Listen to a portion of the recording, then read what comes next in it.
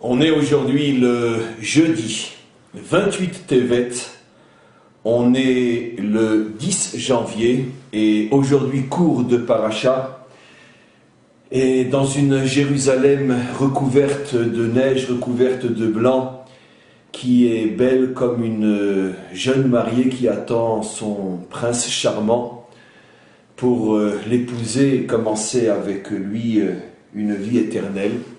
Et donc Jérusalem, capitale du monde, est une véritable merveille aujourd'hui. Il faut véritablement le voir pour se rendre compte ce que signifie Jérusalem sous la neige, énormément de neige. Et ce que je dis me sert d'introduction pour vous dire, à vous qui m'écoutez d'un peu partout, de l'étranger, que je suis tout simplement tout seul dans mon centre d'études. Personne n'est venu aujourd'hui. Tout simplement parce que ce n'est pas si fréquent que ça de voir Jérusalem à ce point recouvert de neige et la ville, le pays n'est pas véritablement préparé à ce genre d'hiver. Et donc généralement, on ne se souvient plus d'une neige aussi abondante pratiquement depuis 20 ans.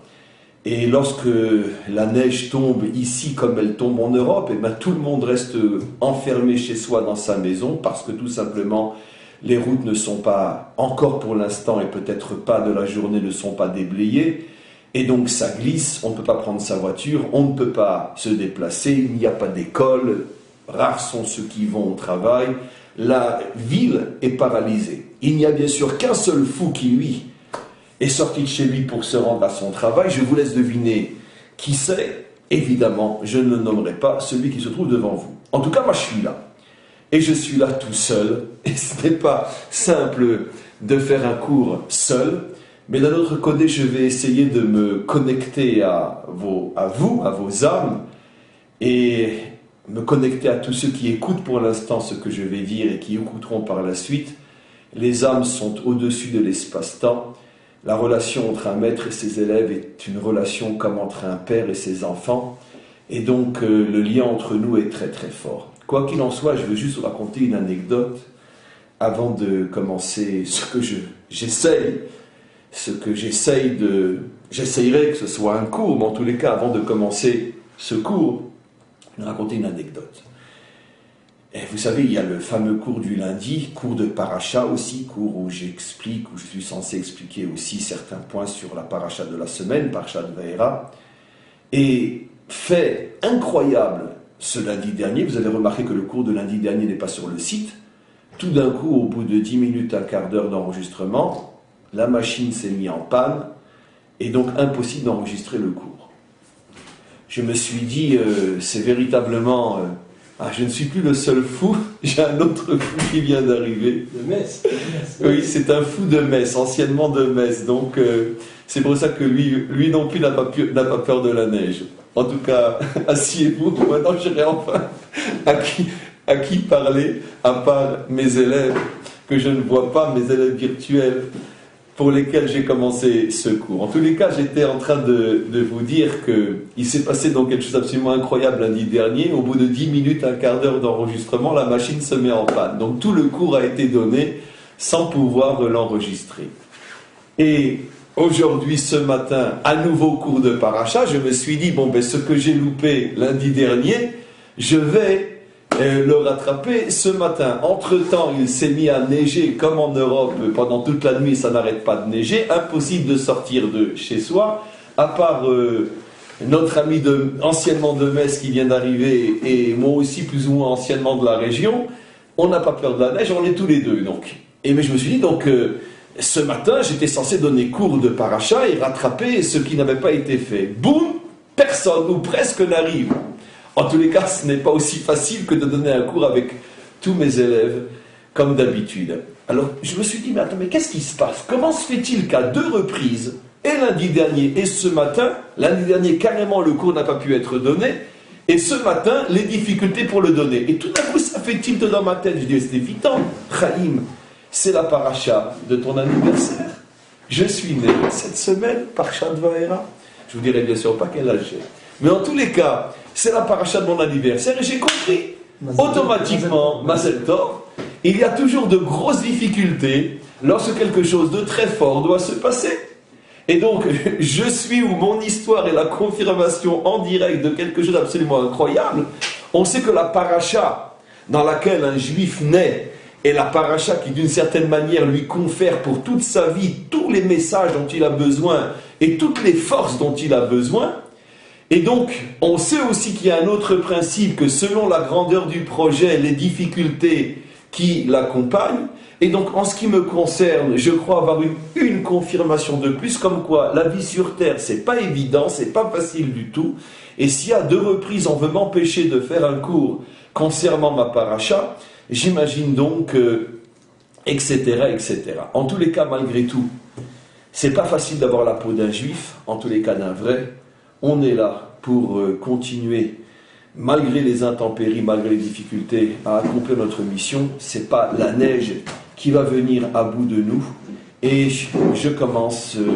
j'essaye de commencer le cours de ce matin. J'ai expliqué la semaine dernière et à différentes reprises que, d'une manière extraordinaire, la première paracha de ce 2e livre que nous venons de commencer, le livre de l'Exode en français ou plutôt, et surtout le livre des noms en hébreu, le premier verset de la première paracha la semaine dernière dit la chose suivante. Ele shmot bnei Israël abaim mitzrayma. Et selon la lecture que j'ai rapportée, il ne faut pas comprendre voici ceux qui sont descendus en Égypte, mais lire le verset avec son sens, voici les noms qui sont descendus en Égypte. C'est-à-dire que le verset veut nous faire comprendre que ce n'est pas tant le juif qui descend en exil, mais surtout son nom, c'est-à-dire son identité.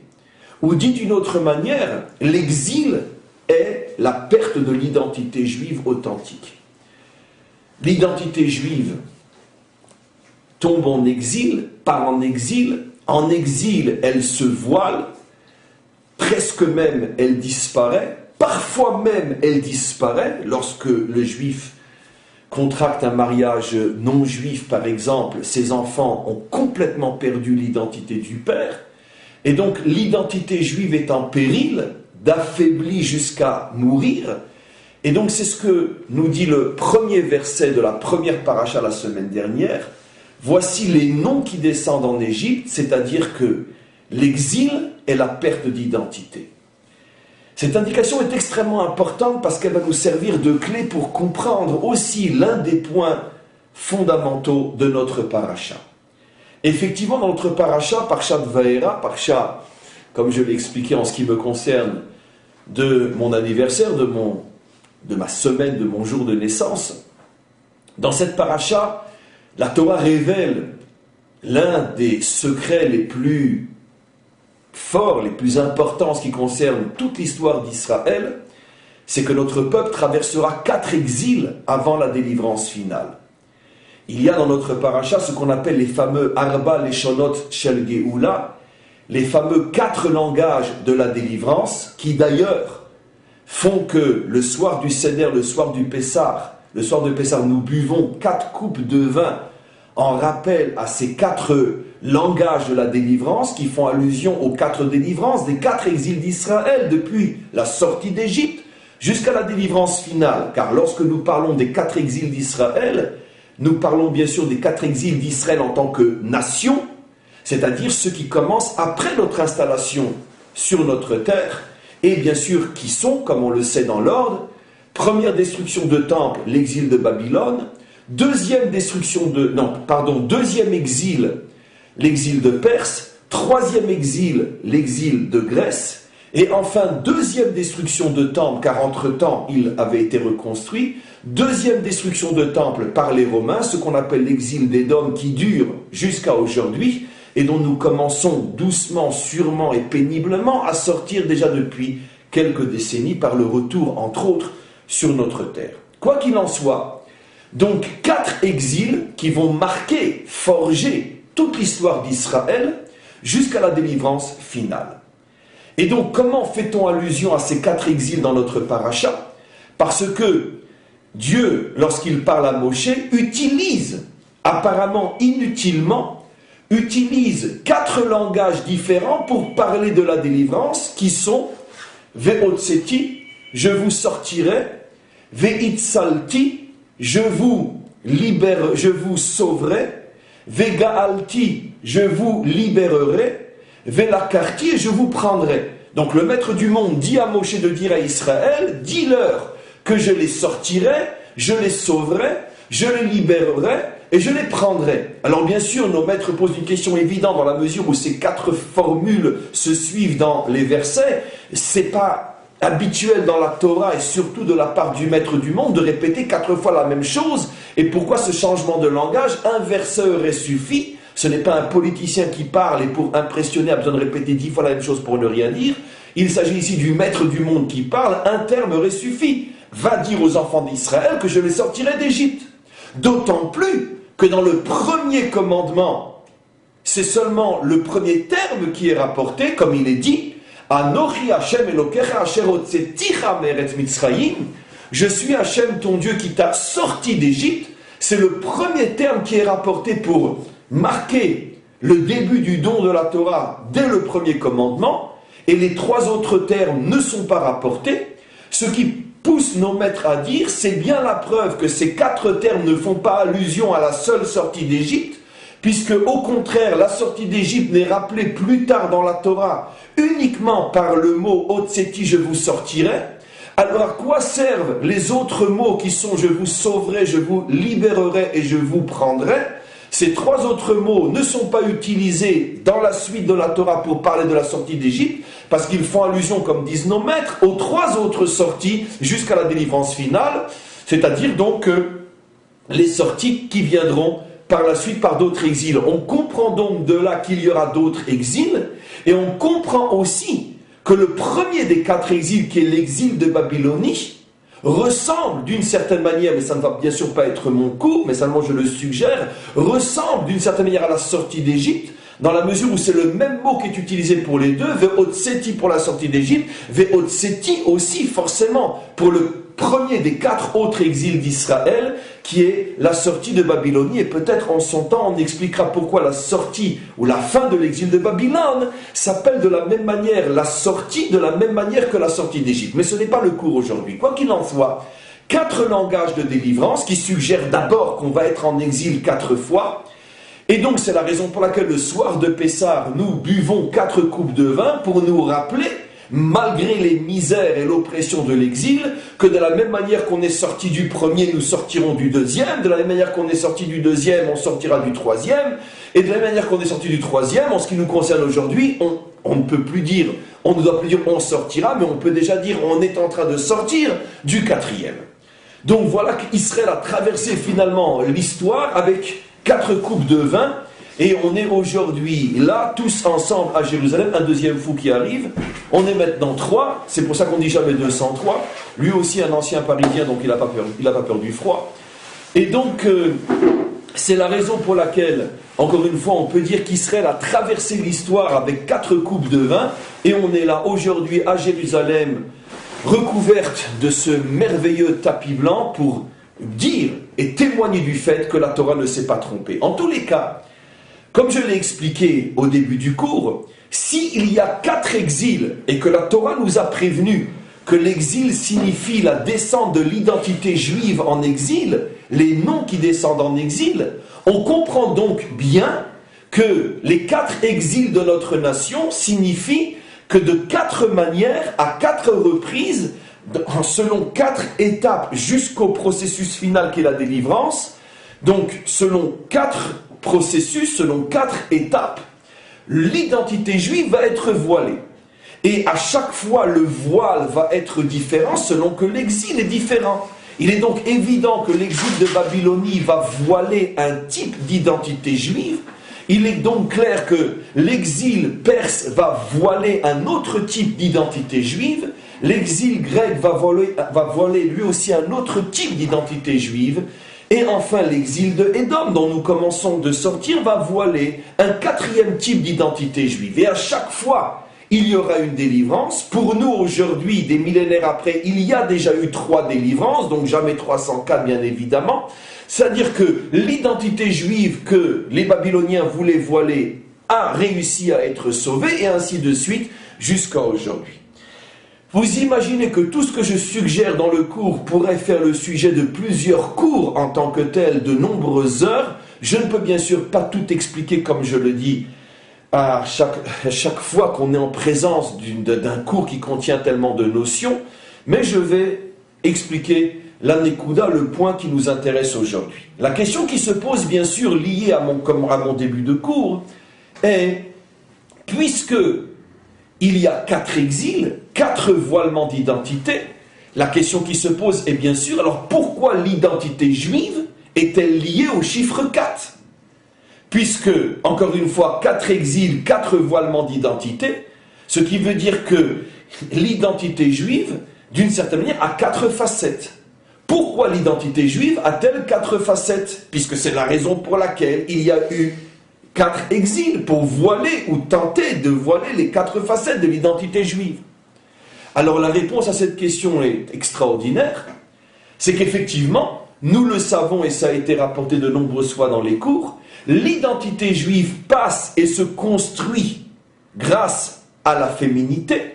C'est la féminité, la matrice féminine qui construit l'identité juive, puisque comme nous le savons, si une femme juive, même violée qu'à Dieu ne plaise, est enceinte, elle aura un enfant juif, et un juif, même le plus grand de tous les juifs, qui, par erreur ou contraint, forcé, rendrait enceinte une non-juive, même si c'est le plus grand de tous les juifs, même Moshe Rabbeinu, qu'à Dieu ne plaise, même lui, son enfant, ne sera absolument pas juif. 0% juif. Même pas 1% sous prétexte qu'il a un père d'origine juive. Donc on voit que la Torah est stricte à ce propos, à ce sujet. Seule la matrice féminine peut faire apparaître l'identité juive, et jamais la matrice masculine quand elle est seule, quelle que soit la grandeur de cette matrice masculine. Donc on a déjà avancé d'une étape. C'est la matrice féminine qui donne l'identité juive. Or, regardez comme c'est extraordinaire, avec combien de mères le peuple juif a-t-il été construit ? 4 mères. Le peuple juif a été construit avec 4 mères. Qui sont les 4 mères ? Les 4 épouses de Yaakov. On comprend donc qu'au-delà de l'aspect technique et ô combien superficiel, voire même faux, qui nous pousserait à dire que Yaakov s'est retrouvé avec 4 femmes parce qu'au départ il voulait Rachel, finalement il a eu Léa, et puis comme l'une était stérile, donc elle a demandé à sa servante, etc., etc. Donc, au-delà, bien au-delà de l'explication qu'à Dieu ne plaise, extrêmement superficielle et artificielle du pourquoi des 4 femmes, se cache ici une intention extraordinaire, fondamentale, incontournable. Yaakov ne pouvait pas ne pas avoir ces 4 femmes, comme expliquent nos maîtres, simplement que si les choses s'étaient passées comme elles devaient se passer, l'ordre aurait été différent. Il aurait d'abord eu Rachel et après Léa, et éventuellement après, ou pas éventuellement, certainement après leur servante. L'ordre aurait changé, et peut-être le cours de l'histoire aurait été différent, mais fondamentalement, les 4 femmes étaient destinées, comme d'ailleurs le dit Rashi dans ses fameuses parachiotes, ces 4 femmes étaient destinées, quoi qu'il en soit, à Yaakov, au point que même les deux épouses véritables, entre parenthèses, comme je vais expliquer aujourd'hui, Léa et Rachel, avaient même reçu une prophétie comme quoi elles allaient être les mères d'Israël. Donc, c'était quelque chose qui était prévu, et j'explique pourquoi. Dans la mesure où Yaakov est le père fondateur de l'identité juive, puisque c'est de lui que sortent les 12 tribus d'Israël, mais que d'un autre côté, l'identité juive passe par la dimension féminine, et que d'un autre côté, pour des raisons qu'on va expliquer aujourd'hui, l'identité juive doit forcément avoir 4 facettes. C'est la raison pour laquelle Yaakov ne pouvait pas faire autrement que d'épouser 4 femmes. Et c'est la raison pour laquelle il se retrouve donc avec 4 épouses. Parce que, on le comprend, chacune des épouses va apporter sa part de facettes à cette construction générale qui est l'identité juive avec un grand I, mais composée de 4 facettes. Alors bien sûr, vous imaginez le secret que je mets à votre disposition, vous imaginez ce que cet enseignement contient, parce que tout simplement, si on arrive à comprendre ce que sont les caractères, les personnalités des 4 mères d'Israël, on arrivera très facilement à comprendre ce que sont les caractères, les personnalités de l'identité, des 4 facettes de l'identité juive. Avant d'aller plus loin, je tiens juste à préciser qu'on peut poser une question à laquelle je vais répondre. Comment peut-on dire que l'identité juive se compose de 4 facettes alors que finalement il y a eu 12 tribus? Il y a eu 12 tribus, donc il semblerait que l'identité juive passe par 12 facettes. La réponse est aussi simple que la question. Les 12 facettes sont des soukas, des 4 facettes fondamentales. Fondamentalement, bien sûr, il n'y a que 4 facettes, mais qui elles-mêmes se subdivisent chacune en 3. D'où on le sait, bien sûr, Betzalel. Les gens vont dire, tiens, Betzalel est revenu. Que quand il neige, parce qu'il n'est pas parti au travail aujourd'hui. Vous voyez un exemple. Betzalel n'est pas parti au travail. Voilà, parce qu'il neige aujourd'hui. Mais quand même, c'est beau, Betzalel, tu es un vrai juif, tu n'es pas parti au travail, mais tu es venu étudier la Torah. Pour ne pas dire, voilà, au contraire, quand je peux, je viens. Et donc, tu sais que tu manques beaucoup sur le site, les gens étaient habitués à tes magnifiques questions, et donc, tu viens de faire remarquer aujourd'hui que effectivement, dans le désert, autour du tabernacle, les 12 tribus étaient regroupées en 4 parties, aux 4 points cardinaux. Et chaque point cardinal avait 3 tribus. Donc c'est bien la preuve de ce que je dis. Il n'y a que 4 facettes fondamentales, 4 points cardinaux. Mais d'un autre côté, chaque facette se subdivise en 3 pour des raisons évidemment aussi faciles d'expliquer que de poser la question. Parce qu'à l'origine, malgré tout, il y a une certaine présence de la dimension féminine, c'est-à-dire la dimension masculine, c'est-à-dire les 3 pères fondateurs. Donc l'identité est donnée par les 4 mères, c'est la raison pour laquelle les 12 tribus se divisent en 4 parties, mais d'un autre côté, dans chaque partie, on fait allusion à la dimension masculine, bien qu'elle n'est pas porteuse d'identité, mais malgré tout, elle est quand même là, car un enfant ne se fait pas tout seul, et donc elle est quand même là, et donc pour faire allusion à cette dimension masculine, on subdivise chacune des catégories en 3, et 3 bien sûr font allusion à Abraham, Isaac et Yaakov, la dimension masculine. Ce qui veut dire que les 12 tribus réparties en 4 fois 3 font allusion à l'ensemble des pères et des mères, les 3 pères et les 4 mères de Yaakov, ou les 4 mères aussi qui sont Sarah, Rivka, Rachel, Véléa, en enlevant les servantes. Si on voit les 4 groupes, on voit que Yehuda ne se trouve pas avec ses frères Shimon, Lévi, Réhouven, il se trouve avec Benjamin, puis Rachel. On n'a jamais... Ah non, pas dans la répartition. Dans la répartition autour du tabernacle, il se trouve avec ses frères de mère. Avec ses frères de mère, il se trouve avec Zevulun et Issachar. Oui, absolument. Et c'est vrai qu'il y a des fois des contes dans la Torah où on voit Yehuda avec d'autres tribus que ses frères de mère, mais c'est rare, mais en tous les cas, autour du tabernacle qui est, on pourrait dire, le placement fondamental des tribus, et aussi selon leur point cardinal qui représente quelque chose de très fort au niveau moral et spirituel, à chaque fois Yehuda est avec ces 2 tribus de mères qui sont donc Yissachar et Zevulun.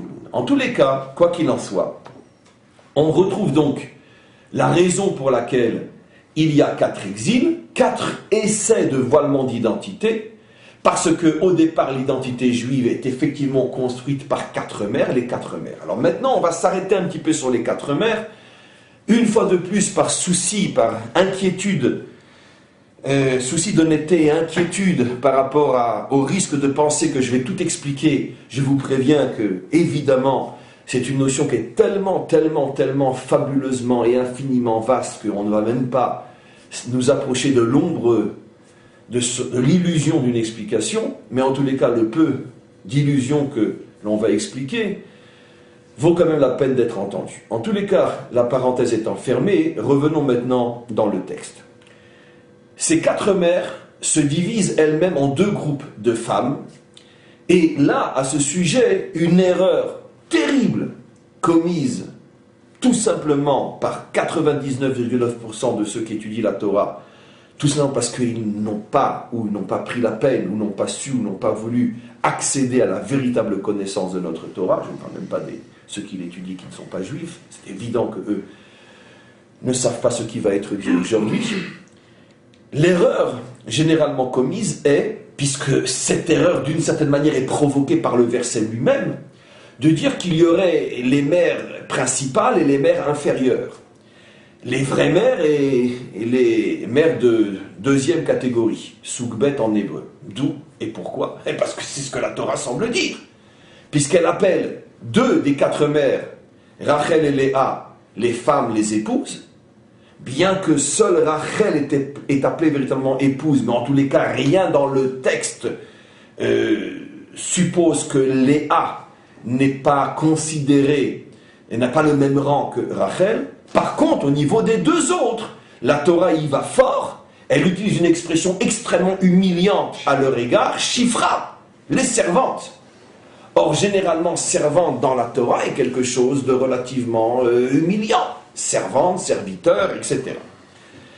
Je tiens juste à faire remarquer que, par exemple, Agar, l'épouse d'Abraham, est elle aussi appelée Shifra, et son fils n'a pas du tout le statut Ishmaël, bien que le Ishmaël biblique n'a rien à voir, comme je le dis souvent, avec l'Ishmaël historique. C'est-à-dire que l'Ishmaël biblique est infiniment plus grand que ce qu'il va devenir, en tous les cas, en rapport à notre compréhension, à nous les Juifs, de la Bible. Quoi qu'il en soit, Ishmaël ne fait pas partie du projet. Il ne fait pas partie des tribus d'Israël. Et nos maîtres donnent une réponse, entre autres, simple, mais apparemment évidente, c'est parce que son épouse, sa mère, est toujours appelée la servante d'Abraham et non l'épouse d'Abraham. Et donc automatiquement se pose une question évidente, comment se fait-il que la Torah ose appeler 2 des mères d'Israël servantes, alors que ça renvoie, par exemple, dans le cas de Agar et d'Ishmaël, à quelque chose d'extrêmement secondaire et voire même humiliant. Alors, on aurait tendance, et je vais tout de suite expliquer que c'est impossible, à dire, effectivement, peut-être qu'à l'intérieur même du peuple juif, c'est vrai, il y a 4 identités, mais peut-être qu'il y en a 2 qui sont beaucoup plus importantes que d'autres, il y aurait les vrais juifs et les sous-juifs. C'est évident que répondre à une affirmation pareille est en soi une humiliation, car c'est évident que c'est faux. Rachid répond ça. Et, à titre d'exemple, à quel Rachid tu faisais allusion? Betzalel, Oliav, quand ils ont construit le... Bravo, c'est ce que je voulais dire. Betzalel, on va vraiment, vraiment insister pour que tu arrêtes de travailler. Je vais dire, mets-toi au chômage. Depuis quand un juif il travaille? Sur le compte de la Torah, je dis bien sûr. Maintenant qu'il m'a fait sur le site. Comment? Maintenant qu'il m'a fait sur le site. Voilà, mais c'est effectivement l'une des preuves les plus grandes, puissantes, pour montrer qu'il est absolument impossible dans le cas des servantes, mères d'Israël, de dire que le mot servante ici fait allusion à quelque chose de négatif et péjoratif, puisque pour construire la maison de Dieu, Hachem a pris 2 tribus, l'une, Betzalel, ton nom, la tribu de Yehuda, et l'autre, Oliav, qui était de la tribu de Dan. Et Rachid dit, comment se fait-il que Hachem a choisi 2 constructeurs de la maison d'Hachem, donc la réalisation du projet, au sein de la plus grande des tribus et apparemment de l'une des moins importantes, Dan, fils d'une servante, pour te dire, explique Rachi, gare à celui qui ose faire une différence entre les tribus, aux yeux d'Hachem, et c'est pour ça que quand il s'agit de construire sa maison, aux yeux d'Hachem, toutes les tribus ont exactement la même importance, et celui qui sort de Yehuda, qui est la tribu des rois, n'a absolument pas le droit de dire, et même de penser qu'il est plus grand, plus important que celui qui vient de l'enfant d'une servante. Donc là, Hachem a réglé la question définitivement. Première preuve, pour construire la maison d'Hachem, Hachem prend aussi un enfant d'une servante. Première preuve. Deuxième preuve rapportée par nos maîtres, bien qu'une fois on a besoin de ces preuves, car qui peut imaginer à l'intérieur de notre peuple qu'il y ait des juifs première catégorie et des juifs deuxième catégorie, qu'à Dieu ne plaise. Mais peu importe, apportons des preuves pour enlever le moindre doute possible. Pour celui qui n'aurait pas cette sensibilité juive et qui pourrait croire que. Une autre preuve fondamentale qu'apportent nos maîtres, c'est que pour la conquête de la terre d'Israël, qui est aussi l'un des faits majeurs, on pourrait dire fondamentaux de notre histoire, puisque toute la relation entre Hachem et les pères, depuis la première relation avec le premier juif, ça a toujours été autour de la promesse de la terre d'Israël. Donc s'il n'y a pas un sujet sur lequel la Torah revient autant que la conquête de la terre, et donc automatiquement on imagine que la conquête de la terre va être confiée à ce qu'il y a de plus grand et de plus important dans le peuple juif. Or, on le sait, on le voit, les véritables tribus conquérantes ont été précisément les enfants des servantes. Gad, Dan, Shimshon qui est un descendant de Dan, bien sûr. Non, mais je parle même à l'époque de Josué. Les tribus combattantes qu'on appelle les Chalutzim, ceux qui étaient à la tête des armées et ceux qui finalement, comme explique Rashi, ont véritablement été le moteur de la conquête. Donc ceux qui ont eu le bénéfice de pouvoir dire et revendiquer pour toutes les générations, c'est grâce à nous qu'Israël a reçu une terre, c'était pratiquement tous les enfants, entre parenthèses, des servantes.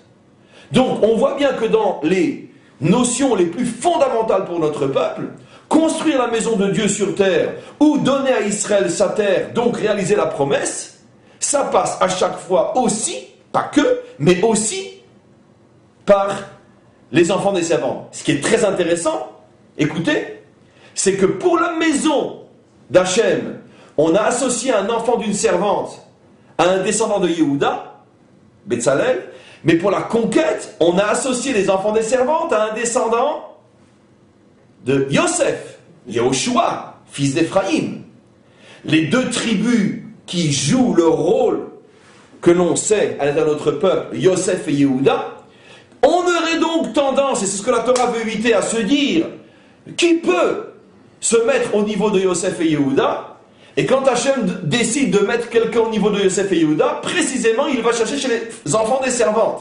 Pour bien nous faire comprendre, une fois pour toutes, que cette notion de juif plus et de juif moins n'existe absolument pas. Aux yeux d'Hachem et aux yeux de la vérité, l'essence d'Israël est unique et fondamentalement une. Il n'y a aucune différence entre les juifs, il n'y a que des fonctions différentes, un point c'est tout. En tous les cas, une fois que l'on a affirmé cela, et qu'on l'a surtout prouvé, alors comment, pourquoi la Torah les appelle-t-elle des servantes? Alors bien sûr, avant de répondre à cette question, et vous imaginez déjà que la réponse va être que le mot servante ici n'a absolument pas le sens que ce même mot peut avoir dans d'autres contextes, n'oublions pas qu'on est en train d'étudier la Torah. La Torah est un code, la Torah ne parle pas le langage de la rue, ni même le langage plus sophistiqué d'un livre d'histoire. La Torah, ce ne sont que des codes à poser les uns après les autres. Chaque mot, chaque lettre cache un message. Et comme on le sait, la Torah utilise souvent des mots qui évoquent des images pour faire passer tel code ou un autre. Et attention, selon le contexte, le même mot ne veut pas dire la même chose. Parce que si je rentre à la maison et que j'ai faim, et que mon épouse me dit « Mon mari, les carottes sont cuites », ça ne veut pas du tout dire la même chose qu'en 1944, au moment du débarquement en Normandie, et pourtant les carottes là-bas aussi étaient cuites. Donc ça dépend du contexte, pourtant c'est la même phrase. Donc exactement de la même manière, nous avons, nous, Am Israël, reçu les clés de la lecture de la Torah, que nous livrons aujourd'hui avec générosité, amour et surtout gratuitement au monde entier, car nous sommes à la veille de la délivrance et nous essayons de ramener un maximum de monde, juif et non juif, à la véritable lecture de la parole divine. Et donc, nous savons qu'il ne s'agit ici que de code, et selon le contexte, le même mot peut coder, donc signifier quelque chose de fondamentalement différent. Et ici, le mot chifra servante fait allusion à une notion qui n'a rien à voir avec le même mot dans le cas de Hagar et d'Ishmaël. D'où nous le savons, avant de l'expliquer, d'abord le comment avant le pourquoi, parce qu'on retrouve, et c'est un enseignement que j'ai déjà rapporté devant vous, on retrouve d'une manière extraordinaire une explication des grands maîtres d'Israël au sujet d'une loi qui, comme toutes les lois d'Israël, au-delà du formel, au-delà de la lettre, cache un esprit absolument inimaginable. La loi qui rapporte que pour la construction des 2 premiers temples, il était absolument interdit d'utiliser le fer. Le fer était complètement interdit, aboli. C'est-à-dire que on ne pouvait donc pas mettre dans cette construction des éléments en fer, un balcon en fer ou des poteaux en fer pour mieux soutenir, etc. Ça allait tellement loin pour les 2 premiers temples que même si le fer du couteau d'un Kohen touchait avec la lame, toucher l'autel, le misbéar. Il fallait changer la pierre qui avait été touchée, de la folie pure, rien que toucher. De même, les pierres que l'on taillait, que l'on préparait avant de les rentrer à l'endroit pour construire, ne pouvaient pas, interdiction formelle, être taillées avec de la pierre sur toute la montagne de Tzion, ça devait être fait bien avant. Bekitsour, le fer est banni de la montagne, du temple et de tout ce qui représente la maison d'Hachem. Or, pour le troisième temple, nos maîtres affirment que c'est exactement le contraire qui va se passer. Non seulement le fer sera autorisé, mais en plus, il jouera un rôle très, très important dans les matériaux de construction du troisième temple. Alors bien sûr se pose une question évidente. Pourquoi ce qui est à ce point interdit pour les deux premiers est-il permis pour le troisième? En plus, une question un peu plus savamment posée. Tiens, c'est intéressant. Les deux premiers n'avaient pas le droit d'avoir du fer et ils ont été détruits. Et le troisième qui sera éternel aura oui du fer. Ce qui semblerait donc dire que la raison pour laquelle le fer a été interdit dans les deux premiers n'est pas parce que le fer n'est pas un matériau apte à être choisi. Au contraire, c'est un matériau extraordinaire, mais les deux premiers ne méritaient pas d'avoir du fer, et c'est la raison pour laquelle aussi, n'étant pas au niveau du fer, ils ont été détruits. Donc on comprend quelque chose d'absolument extraordinaire. Le fer, au contraire, représente un matériau extraordinaire, mais seul le troisième temple aura le mérite d'être construit aussi en fer, parce que seul le troisième temple sera au niveau de ce que représente le fer. Les deux premiers n'étaient pas au niveau, ils ont été détruits. Ah, et tiens, et que représente le fer? Alors le fer se dit en hébreu barzel. Barzel jusqu'à aujourd'hui, hébreu biblique et hébreu moderne. Ce mot n'a pas changé dans les générations. Barzel. On retrouve ce mot dans la Torah, quand il est dit que les pierres de notre terre sont des pierres de fer. Non, Ekev, des pierres de fer. Alors, il y en a qui expliquent et qui disent, ça veut dire qu'il y a du fer dans ce pays. C'est un rachat des votes Mais bien sûr, c'est ce qu'on expliquait. Mais bien sûr, tu viens de le voir, mais je sais que tu le verrais, évidemment. Mais arrête, calme-toi, parce que sinon je vais t'interdire de travailler, je t'ai déjà dit. Et donc, on va voir tout ce que ça représente, mais on nous dit dans la Torah d'Hachem que les pierres de cette terre sont en fer. Beaucoup de commentaires expliquent que c'est un code, une fois de plus, qui fait allusion au fait que les habitants de cette terre sont faits de fer, car pour recevoir en quelques semaines 6000 missiles sur la tête et continuer à être joyeux comme si on vivait au paradis, ce qui est tellement juif et tellement israélien, il faut vraiment être fait de fer. Vous imaginez un seul missile à Paris, je veux dire, en une heure, il n'y a plus personne qui vit à Paris. Plus personne, c'est fini, ils sont tous, je ne sais où. Et nous, ça fait 60 ans que ça dure, et nos enfants continuent à aller à l'école, et bon, Hachem, on a le sourire, car on y croit. En tous les cas, peu importe. On est fait de fer, et c'est la raison pour laquelle c'est notre génération qui va à la construction du troisième temple. Mais quoi qu'il en soit, ça se dit Barzel, et jusqu'à aujourd'hui, dans le langage courant. Et bien sûr, Betzalel tout de suite a vu, tiens, c'est intéressant, il a vu ce que disent nos maîtres. Le mot Barzel est composé des initiales, des premières lettres, des 4 noms des mères d'Israël. Le Bet, Bila, le Resh, Rachel, le Zaïn, Zilpa, et le Lamed, Léa. Barzel sont les 4 premières lettres de Bila, Rachel, Zilpa, Léa. Waouh! Quel est le rapport entre le fer et les mères d'Israël? En Angleterre, ils n'ont pas de problème pour donner la réponse, parce qu'ils ont eu Thatcher, la dame de fer. Donc eux n'ont pas eu de problème. Tiens, c'est intéressant, dame de fer. Ça ne m'étonne pas que ce soit les Anglais qui nous ont piqué ce secret, eux aussi.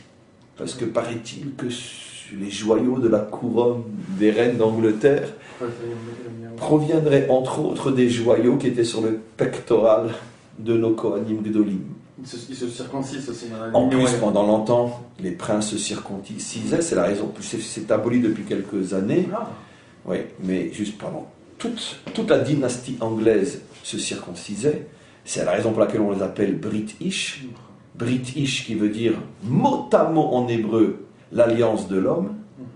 Et c'est la raison pour laquelle ils se sont fait appeler British, puisque comme toutes les substitutions, ils ont été jusqu'au bout de la substitution. C'est eux maintenant l'homme circoncis, représenté par les princes et les rois d'Angleterre.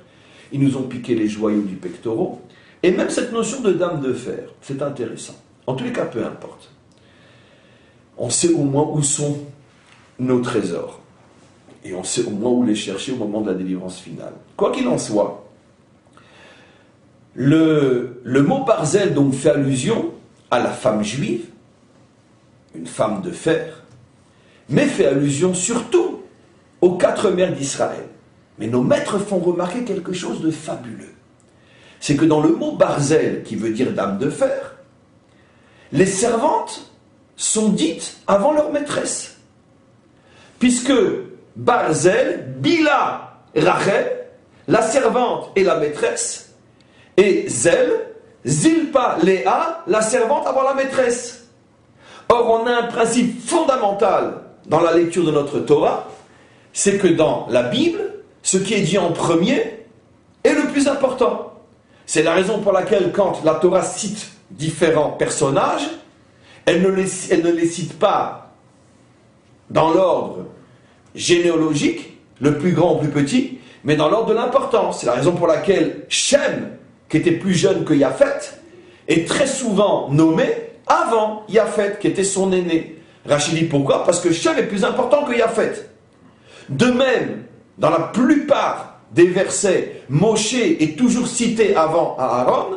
Pourquoi? Parce qu'il était plus important que Aaron. Mais je précise, bien évidemment, autant pour Shem et Japhet que Moshe et Aaron, important dans la fonction, pas important dans l'être.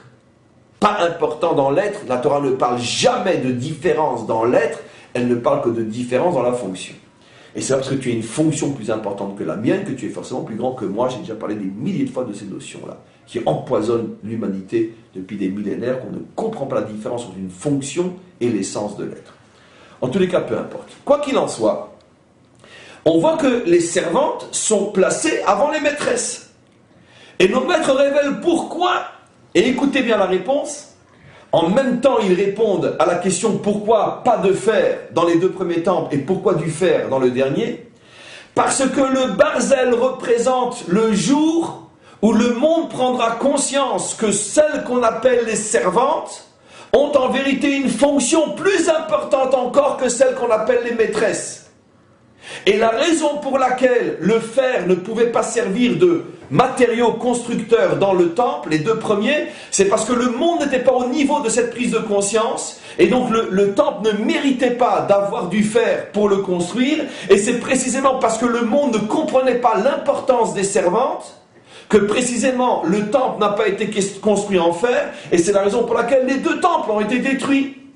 Tandis que dans le 3e temple, le monde prendra conscience de la grandeur des servantes, c'est-à-dire de ce qu'elles représentent, et c'est la raison pour laquelle dans le mot fer, le nom des servantes est placé avant le nom des maîtresses, et comme le monde prendra conscience de la véritable grandeur des servantes, automatiquement le monde pourra mériter d'avoir un temple construit avec ce matériau, et c'est pour ça qu'il ne sera jamais détruit, ce serait une délivrance éternelle. Mais même dans notre monde à nous, le roi il a un servant qui est toujours à côté de lui, il a des ministres, mais je suis sûr que le servant du roi, c'est des choses beaucoup plus importantes et intimes que les ministres. Mais tu es quand même d'accord avec moi, malgré tout, que dans ce cas-là, ton exemple n'est pas complet, parce que pour un roi, c'est quand même plus important pour lui. Si son serviteur meurt, il le remplace.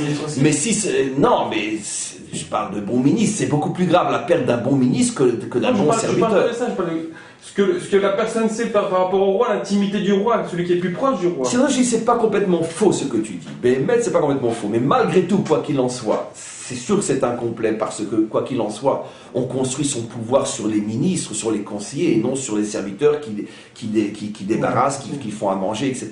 Même si, peut-être, ils ont une plus grande proximité du roi, le royaume et l'exercice du pouvoir ne repose pas sur eux.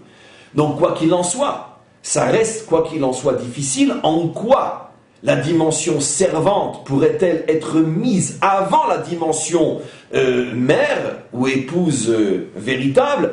Puisque justement, comme on ne parle pas de l'essence de l'être depuis le départ du cours, mais des fonctions, quoi qu'il en soit, la fonction de ministre est quand même beaucoup plus capitale pour une nation que la fonction de chef des cuisines, quoi qu'il en soit. Enfin, ça dépend dans quel pays, parce que la plupart des dirigeants aujourd'hui préfèrent manger que diriger leur pays, ça c'est évident. Excusez-moi, je parlais pour un monde imaginaire, qui n'a bien sûr jamais existé. Mais c'est vrai que dans notre monde, on est beaucoup plus intéressé à ce qu'on mange qu'à ce qu'on fait, c'est vrai. Mais surtout quand on est dirigeant d'un pays. Mais c'est pas grave. Quoi qu'il en soit, c'est un cours de religion, donc on parle de l'imaginaire. En tous les cas, ici dans le mot Barzel, on voit donc que les servantes ont une place privilégiée par rapport aux véritables épouses. Alors pourquoi ? Le pourquoi, c'est la dernière partie du cours, qui est la partie peut-être la plus importante du cours. Pourquoi ? Alors je vous ai expliqué, et je l'aurais dit, je l'aurais répété par la dernière fois, que le mot servante ici ne doit pas être pris, la preuve, tout ce qu'on explique jusqu'au mot Barzel, ne doit pas être pris dans son sens péjoratif, mais dans un sens plus profond, et que je vais expliquer. Pour comprendre qui sont les servantes des deux mères, Léa et Rachel, il faut comprendre d'abord ce que représentent Léa et Rachel. Le Zohar explique, je vais d'abord le rapporter dans le langage du Zohar, bien que vous le savez, je vous l'ai souvent rapporté à vous aussi, que Léa représente ce qu'on appelle, selon le langage du Zohar, Alma Deit Kassia, le monde caché, alors que Rachel représente Alma Deit Galia, le monde visible, le monde dévoilé. Pourquoi ? Sans exagérer, on pourrait consacrer à la réponse à ce pourquoi des centaines, voire même des milliers de cours, avec preuve à l'appui dans le texte, dans les histoires, et avec un approfondissement des deux personnages. Mais bien sûr, ce n'est pas le sujet du cours, et surtout on n'a pas le temps de le faire dans le cadre de ce cours. Mais quoi qu'il en soit, le Zohar affirme que Léa représente Alma Deit Kassia, et Rachel représente Alma Deit Galia, invisible et visible. Qu'est-ce que cela veut dire décrypté dans le langage le plus terre-à-terre de notre époque? Léa représente le monde caché, c'est-à-dire la dimension spirituelle, alors que Rachel représente la dimension visible, c'est-à-dire le monde matériel. Dit d'une autre manière encore, c'est la raison pour laquelle Rachel va donner, entre autres, Mashiach ben Yosef, qui, comme on le sait, va se préoccuper surtout de reconstruire le corps et la dimension matérielle d'Israël après l'exil. C'est ce que nous vivons depuis une centaine d'années, où Israël se reconstruit d'abord par le corps avant de se reconstruire par l'esprit, d'abord par la matière avant de se reconstruire par l'âme. C'est la raison pour laquelle ces décennies de reconstruction ne sont pas forcément des décennies très, très fortes sur le plan moral et spirituel, au regard des lois de la Torah, puisque la terre d'Israël a été reconstruite par des Juifs qui travaillaient le Shabbat, entre autres. Donc c'est une phase très matérialiste, représentée par Mashiach ben Yosef, fils descendant de Rachel, la dimension visible, alors que dans notre tradition, Mashiach ben David, descendant de Yehuda, donc descendant de Léa, représente la reconstruction purement spirituelle d'Israël, c'est-à-dire, après la reconstruction du corps, la reconstruction de l'âme. C'est pour ça qu'il y a deux messies, c'est-à-dire deux facettes, plutôt deux phases en la délivrance finale. Le corps et après l'âme, comme j'ai souvent expliqué.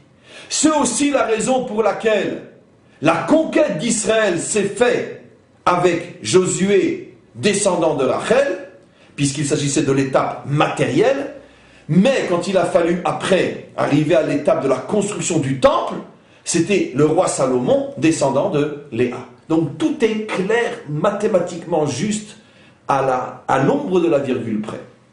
Sauf pour Esther. Comment? Sauf pour Esther. Pourquoi Benjamin? Elle est descendante de Rachel, mais elle est cachée, si c'est quelqu'un qui doit être... Esther, descendante de Rachel, elle est descendante, oui, descendante de Benjamin, oui. On ne la voit pas, quelque chose qui... C'est la période de l'exil. Bon, comprenons déjà ce qu'on explique, on va ramener d'autres textes, parce que là-bas c'est l'exil, elle est cachée, parce que l'identité juive est voilée, on est en exil justement. Mais, quoi qu'il en soit au niveau des catégories telles que je les explique, elles sont, comme je venais de le dire, précises, comme une formule mathématique et beaucoup plus encore. Quoi qu'il en soit, on comprend maintenant pourquoi ces deux dimensions Léa et Rachel vont avoir besoin toutes les deux, pour s'unir à Yaakov, d'apporter avec elle une autre dimension qui est la dimension servante. C'est-à-dire que Léa ne pouvait pas rentrer dans la maison de Yaakov sans une servante. Rachel ne pouvait pas rentrer dans la maison de Yaakov sans une servante.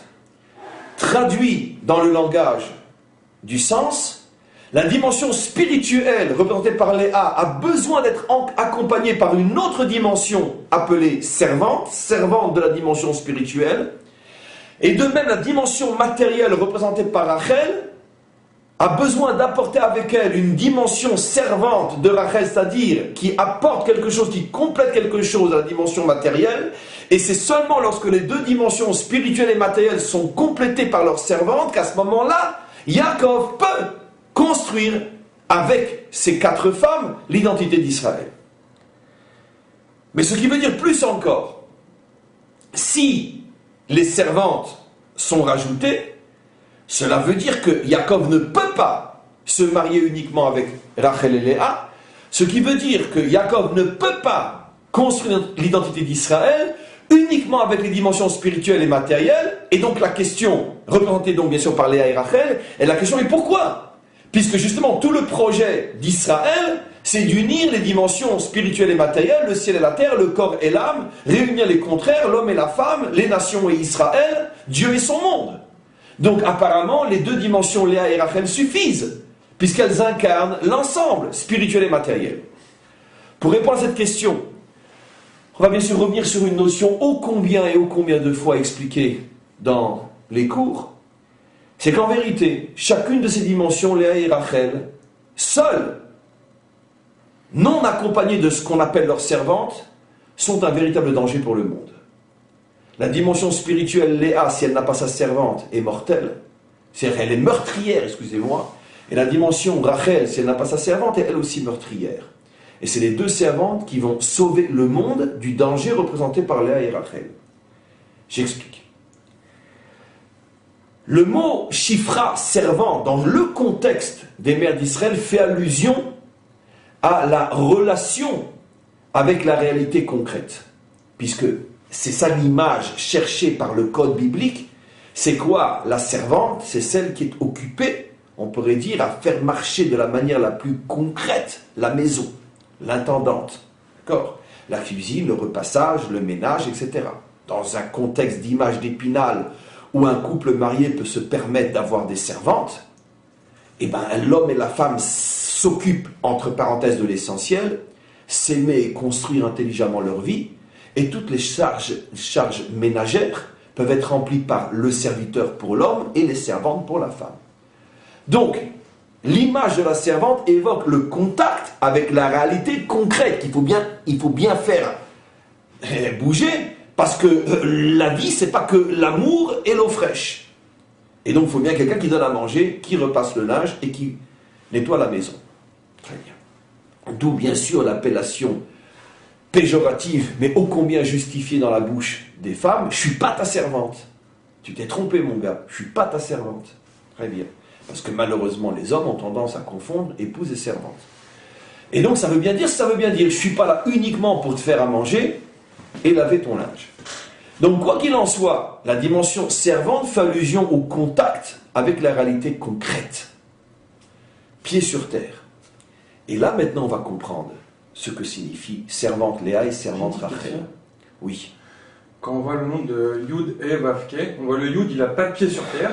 Il y a un et derrière, c'est peut-être une servante. Il y a le Vav qui est debout, qui se tient toujours sur pied, et qui a un et derrière. Les et, ça représente les servantes? 100%. Oui. Dans ce décryptage, oui, absolument. Absolument. Parce que même le Vav, qui est un Yud qui descend, malgré tout, il a un désavantage vis-à-vis du He, c'est que le He, il a 2 pieds. Il est stable. Le Vav, il a un seul pied. Paf, il tombe. Le Yud, il n'a pas de pied du tout. Il est dans les nuages. Le Vav, il descend sur terre, mais il n'a qu'un seul pied. Les 2 He, ils représentent la stabilité d'une maison. Ils ont la forme d'une maison. En plus, Yud, c'est Yehuda, et Vav, on sait qu'en général, c'est Yosef, c'est Kav, c'est la... Tu as 100% raison, c'est tout à fait juste, parce que c'est absolument dit, explicitement dit. Yud, Yehuda, Vav, Yosef, les 2 et c'est les servantes. Et pas les mères, parce qu'ils ont plus besoin de leurs servantes que de leurs mères, que de leurs épouses, dans le sens spirituel du terme. On a fait le cours sur ça, que chaque nation s'attaque à une aide d'Akadosh Baruch Hu. C'est le début du cours. D'accord, absolument. Absolument. Non, c'est pour ça que j'ai prévenu que... Je sais ce à quoi je fais allusion lorsque je dis que je n'explique pas tout et que j'ai mal pendant le cours, parce que je sais à côté de quoi je passe et je fais passer le monde, ne pouvant pas tout dire. Non, on ne comprenait pas la révolte de Réhouven, quand il a pris la Chifra à la place de sa mère, qui était quand même Léa. Maintenant, par rapport au cours de jour, on comprend que Jacob, il a pris ce choix-là d'une servante, c'était pour remettre tout sur place. Mais évidemment. Et lui, il a pris ça comme une boucha pour sa mère, évidemment. Bien sûr, parce qu'il n'a pas compris le concept de servante ici, absolument. C'est pour ça qu'il s'est mis en colère. Maintenant, on continue. Donc, maintenant, on va comprendre pourquoi les servantes sont nécessaires et en quoi leur absence met en danger le monde, ou plutôt la construction de l'identité juive. Quel est le danger qui se trouve dans une Léa seule et une Rachel seule? Léa représente la dimension spirituelle. Je vais expliquer maintenant dans la Torah d'Israël, à titre d'exemple, bien que ce n'est pas que l'exemple que je vais donner, mais à titre d'exemple, parce que c'est ce qui me paraît l'exemple le plus fort, le plus significatif, à titre d'exemple, je vais montrer à quoi correspond Léa et Rachel dans une Torah d'Israël qui n'aurait que Léa et Rachel. Comment on le sait? Car c'est dit dans le Zohar. Léa incarne la dimension profonde, ce qu'on pourrait appeler les secrets de la Torah, la mystique d'Israël, la dimension très spirituelle de la Torah, alors que Rachel, comme c'est marqué des centaines de fois dans le Zohar, représente ce qu'on appelle la loi, représente le Talmud, le Shulchan Aruch, la Mishnah, représente la partie visible de la Torah. Et comme nous le savons, très schématiquement, notre Torah se divise en deux parties. L'aspect concret, ce qui est permis, ce qui est interdit, ce que tu dois faire, ce que tu ne dois pas faire, qu'on appelle la loi, et l'aspect plus profond, spirituel, qui est la compréhension, la connaissance, l'étude finalement du pourquoi, du sens de l'existence, jusqu'au secret même de l'existence, ce qu'on appelle le Zohar, la Kabbalah, la Chassidut, etc. Maintenant, comme je l'ai souvent dit, c'est d'ailleurs ce que disent nos maîtres, la Torah a un corps appelé Gufa de Oraita, comme on le voit dans le Talmud, comme par hasard, et la Torah a aussi une âme appelée Nishmata de Oraita, comme on le voit comme par hasard dans le Zohar. Évidemment, le Zohar parle de l'âme de la Torah, et le Talmud parle du corps de la Torah. Dans le décryptage d'aujourd'hui, le Talmud est la dimension Rachel, le Zohar est la dimension Léa. Maintenant, quel est le danger représenté par la Torah du secret ou la Torah de la loi, sans les servantes? C'est que la Torah des secrets, comme tout ce qui est mysticisme et spiritualité mystérieuse, le danger est évident, la déconnexion totale du réel. C'est-à-dire une religion, c'est le fameux you dont tu parlais, encore une fois de manière providentielle, une religion qui déconnecte complètement l'homme de la réalité. Mon royaume n'est pas de ce monde, ou religion opium, ou je me shoot avec le bon Dieu. Ça veut dire, je suis un lâche, j'ai peur du réel, j'ai besoin de vivre de fantasmes, et je m'invente un bon Dieu et une religion. Et plus c'est dur la réalité, et plus je me shoot avec le bon Dieu. Ou la réalité, il a détruit. Il y a aussi le phénomène où la réalité l'énerve tellement qu'il a détruit. On a vu ça, Shimon et Lévi, ils ont fait un carnage. Bravo, bravo. Et donc, premier danger, la fuite, d'où religion opium, d'où mon royaume n'est pas de ce monde, d'où le style religieux connu qui a traversé l'histoire complètement dans les nuages, ou, pire encore, c'est que la réalité ne cesse de me rattraper et j'ai pas suffisamment de dose pour me shooter. Qu'est-ce que je fais? Je détruis la réalité. C'est-à-dire que la religion mystique peut devenir la religion intolérante, fanatique, destructive, pour ne pas laisser de place à cette réalité qui me rappelle constamment que je suis en train de me droguer de Dieu. Donc ça, c'est le danger Léa. Qu'est-ce que va apporter la servante? La servante va apporter la dimension de connexion à la réalité. C'est-à-dire une spiritualité aussi puissante soit-elle, qui déconnecte l'homme du réel, n'est pas une spiritualité juive. La servante est porteuse de l'identité réelle et véritable de la spiritualité d'Israël. Une Léa tout seul peut être une spiritualité non juive. Elle n'a rien de juif, cette spiritualité-là. C'est la spiritualité du retrait, des couvents, de la vie en dehors d'eux, du refuge, de la vie des moines tibétains, peu importe. Ça, c'est Léa. Ou la vie des utopistes, etc. Je tiens à préciser que Léa ne représente bien sûr, c'est que j'avais prévenu que ce n'est qu'un exemple, ne représente pas que l'opium spirituel, ça peut être aussi tout simplement l'opium de tous les idéaux qui ont complètement drogué le monde. Toutes les idées auxquelles on croit, qui enflamment les peuples et qui s'avèrent être un désastre. Le bolchevisme en son temps, etc. C'est pas forcément du religieux, mais c'est de l'opium. Donc qu'est-ce que vient faire la servante de Léa? Elle vient dire à Léa, je n'accepte ton approche qu'à la seule et unique condition que tu me prouves que je peux être un homme qui connaît tous les secrets de la Torah et qui malgré tout a les pieds sur terre, est impliqué, engagé dans l'histoire et dans la réalité. Les deux plus grands personnages talmudiques dans notre histoire qui incarnent cette perfection, c'est Rabbi Akiva et Rabbi Shimon Bar Yochai, qui les deux étaient complètement engagés dans les problèmes de leur temps, les deux étaient engagés dans le combat contre Rome, les deux se sont mis en danger, les deux ont combattu, alors que ce sont les deux seuls maîtres sur lesquels nos maîtres disent explicitement qu'ils sont les plus grands maîtres des secrets de la Torah jamais connus dans l'histoire juive. Avant, et on peut dire même après eux, qui peut se prétendre de la stature de Rabbi Shimon Bar Yochai. Et donc, et Rabbi Akiva était tellement grand qu'on n'en parle même pas pour dire que, bon, on le sait, mais on ne dit rien tellement c'était... Voilà. Et pourtant, dans l'histoire, ils étaient à l'extrême opposé du mystique déconnecté, des hommes complètement engagés sur le terrain de la réalité.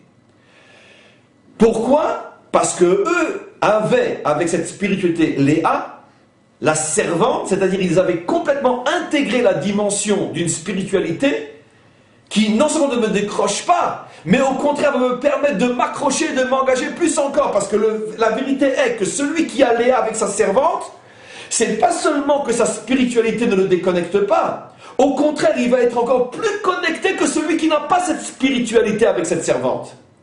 C'est-à-dire que la servante va jouer le rôle de connexion plus encore que celui qui aurait ni Léa ni sa servante, de peur d'être déconnecté. C'est-à-dire que si quelqu'un dit non, moi je ne veux pas Léa, de peur d'être déconnecté, il sera moins dans la réalité que celui qui a Léa et sa servante. Dit dans le langage du décryptage, ceux qui continuent à dire non, il ne faut pas étudier les secrets de la Torah, on se suffit du Talmud, etc., parce que bon, c'est plus réel, plus concret, ceux-là sont encore moins engagés dans l'histoire et relèvent encore moins les défis de leur temps que ceux qui ont les secrets de la Torah, mais accompagnés de leurs servantes. Et comme on le voit, il suffit de voir, sans citer rien, il suffit de voir, et celui qui aura la chance de comprendre ce que je dis, il suffit de voir pour voir où sont les véritables juifs engagés dans les problèmes de leur temps. En tous les cas, je reviens maintenant à ce que j'explique. On a compris donc, c'est la raison pour laquelle dans le mot Barzel, les Zilpa, la servante, est dit avant Léa, la maîtresse, pour dire que Léa n'est acceptable que si elle accepte que Zilpa soit avant elle.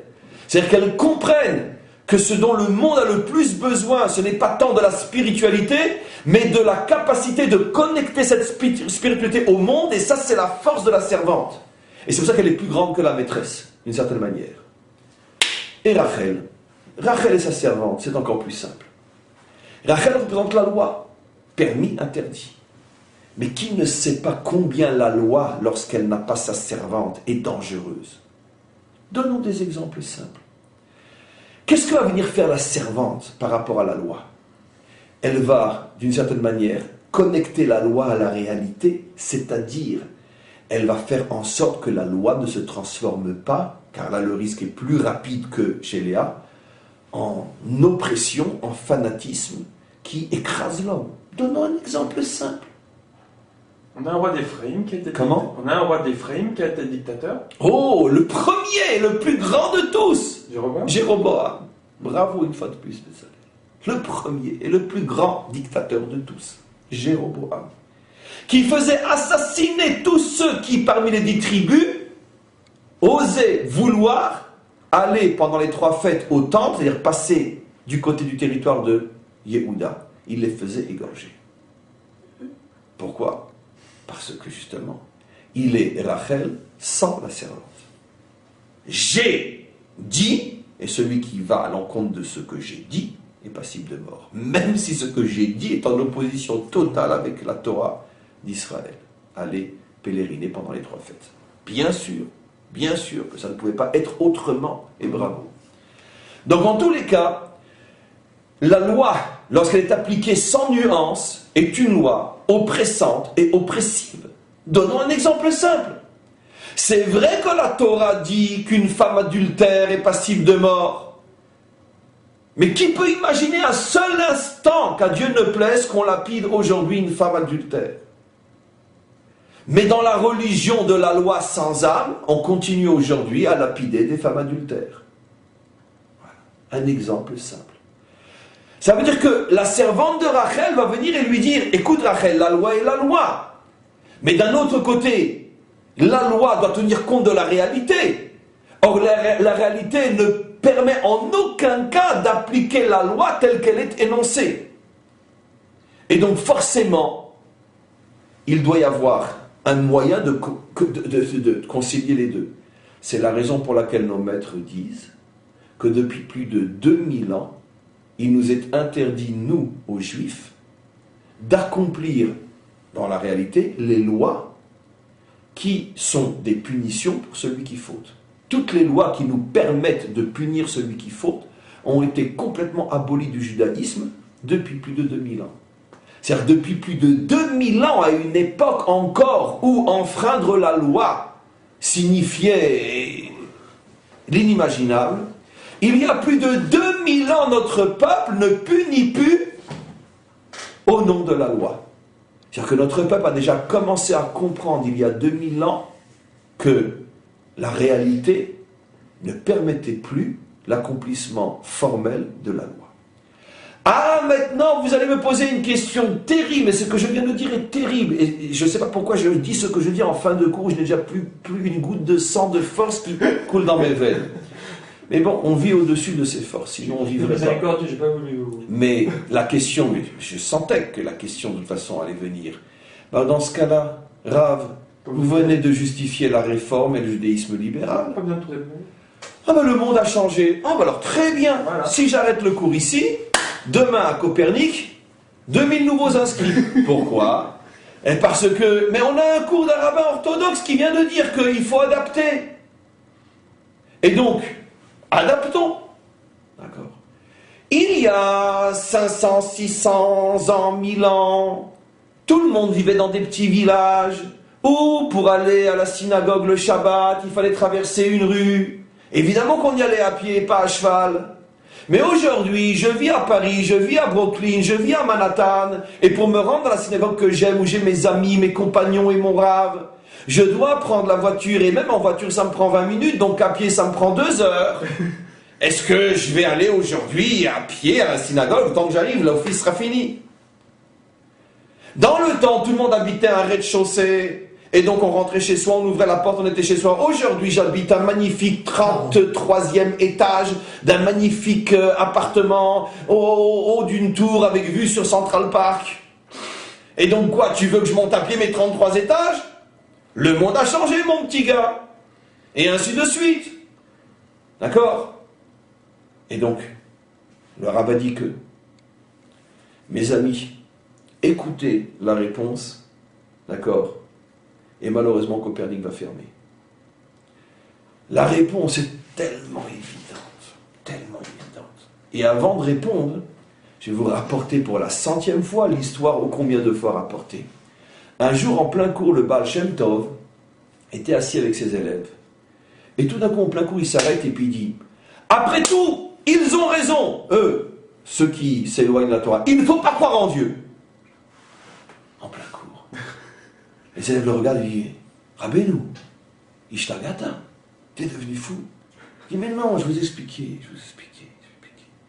Ils ont raison qu'il ne faut pas croire en Dieu lorsqu'il s'agit d'aider son frère qui souffre. C'est-à-dire, lorsque tu vois ton frère qui souffre, tu ne vas pas venir lui dire, tu sais, c'est pas grave, faut avoir confiance en Dieu, il va t'aider, pourquoi tu pries pas, fais les Tehillim.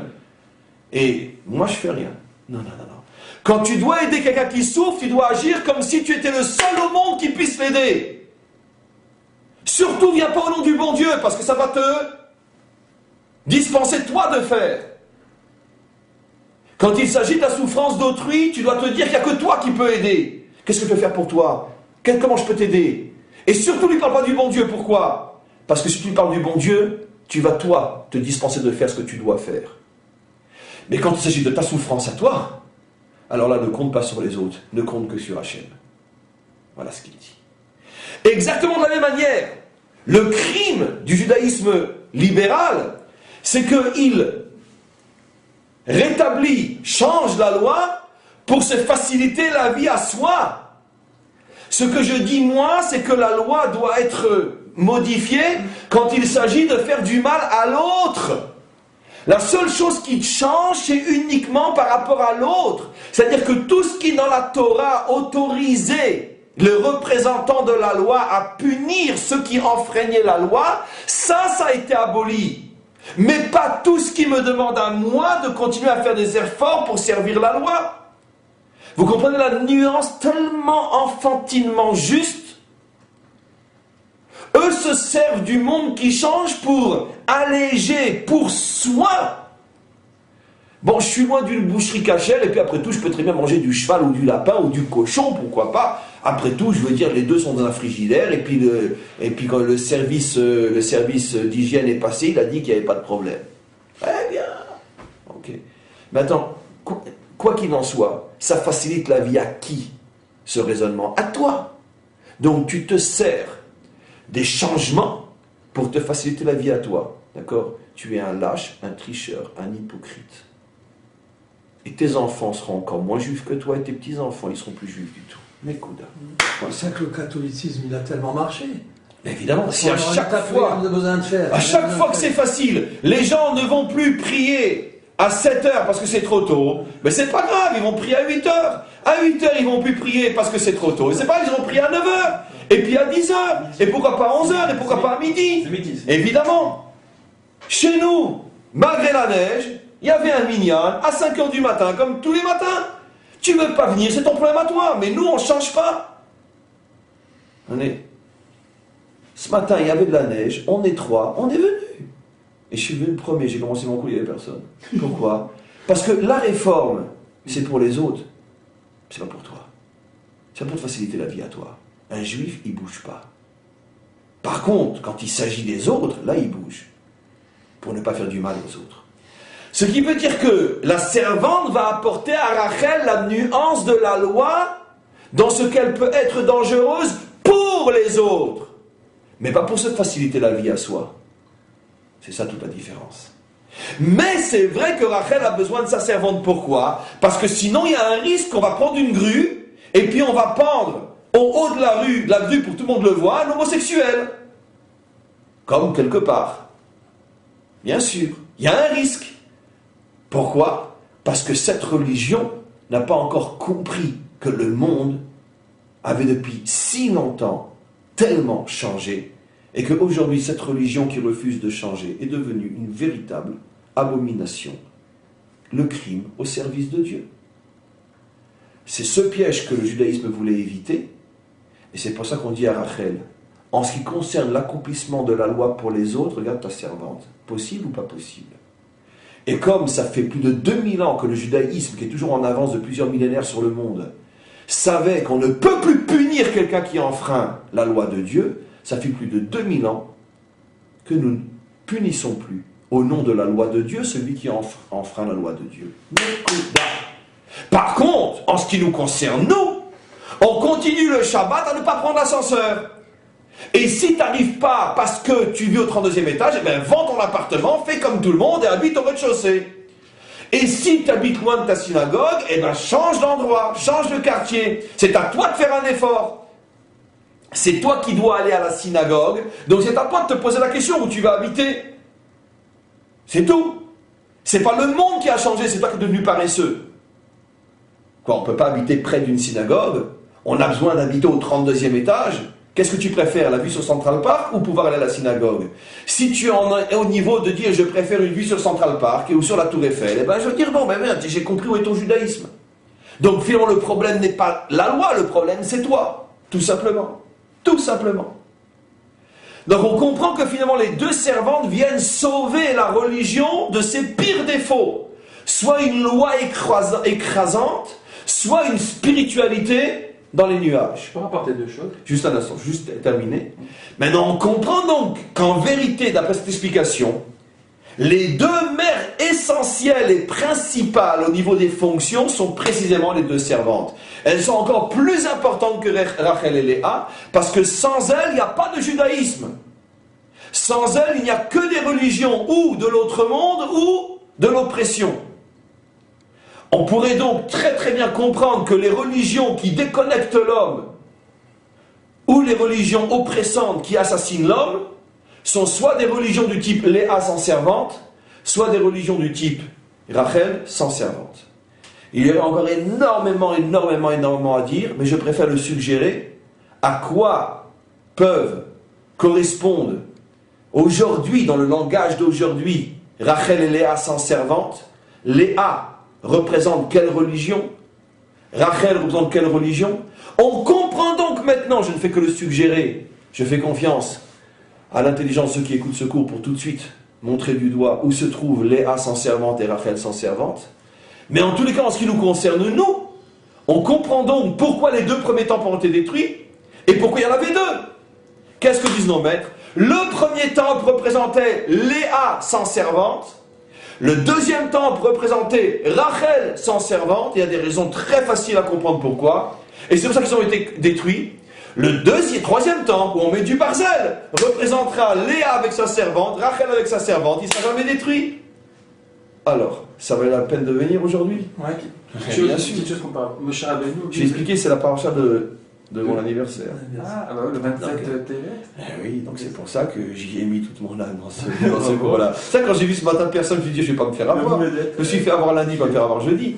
Et on continue. Alors, une petite. Moshe Rabbeinu, en fin de compte, il avait compris ce système-là de servant, en fin de compte. Quand il demande à Kodesh Baruch Hu, en fin de compte, de rentrer comme un évêque sur la terre d'Israël, en fin de compte, qu'est-ce qu'il demande?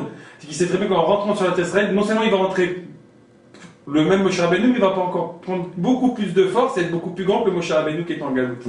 Mais alors, autre chose, on voit avec Shimshon, qu'il avait sa mère qui était de la tribu de Yehuda et son père de la tribu de Dan. Et j'ai bien un midrash sur ça qui disait en fin de compte que si ça avait été le contraire, que Shimshon, s'il avait eu en fin de compte son père qui était de la tribu de Yehuda et sa mère de la tribu de Dan, donc la tribu d'une Shifra, c'était Mashiach ni plus ni moins. C'est ce qui est explicitement dit, que le Mashiach sera par sa mère de la tribu de Dan et par son père de la tribu de Yehuda. Perfection. Absolument. C'est-à-dire l'union de quoi? De la maîtresse avec la servante. Et c'est comme ça qu'il sera Mashiach, effectivement. Et donc c'est la raison pour laquelle le temple a été construit avec l'union d'un fils de mère, d'un fils d'épouse et d'un fils de servante. En comprenant que les notions servantes ne veulent plus rien dire dans le contexte, ne plus rien dire de péjoratif dans le contexte expliqué aujourd'hui, et que Bezrat Hashem, le maître du monde, nous permette de voir au plus vite la reconstruction en fer du troisième temple, pour que notre peuple devienne véritablement ce peuple de fer capable d'inspirer l'humanité tout entière. Amen. Vechen Yiratzon.